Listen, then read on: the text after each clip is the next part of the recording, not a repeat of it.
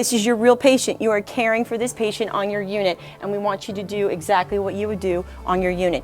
So I always wanted to be a nurse. I always wanted to be in the medical profession. Ever since I was a little girl, I had my own little Nancy nurse kit. I actually started off my nursing career as a paramedic. Simulation's been around for a very long time. Hospitals just came about using simulation within the past 10 years. So when we first talked about getting a simulation lab at GBMC, I was very excited and went to my boss and I said, this is me, it's me all over.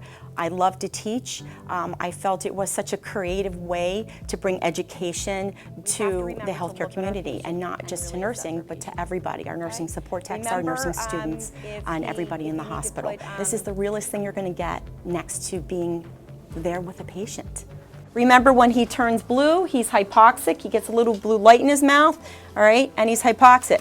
When you look at the mannequins, you have just a plastic body, but then I can take that medical makeup that I learned and I can actually moulage, and I can put injuries and bruises and bleeding on the mannequins to make it more realistic. My mannequins breathe, so the chest actually rises and falls. So somebody can look at that and say, wow, that person's really breathing. Yes, they really are. They can take a stethoscope to the chest. They can listen to heart sounds. They can listen to lung sounds. They can listen to bowel sounds.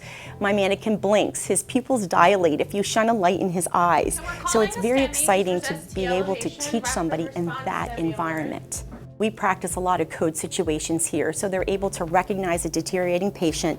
They're able to realize, what should I do? Who's the team that I call? What do I do when the team gets there? And how do I actually perform CPR on a real patient?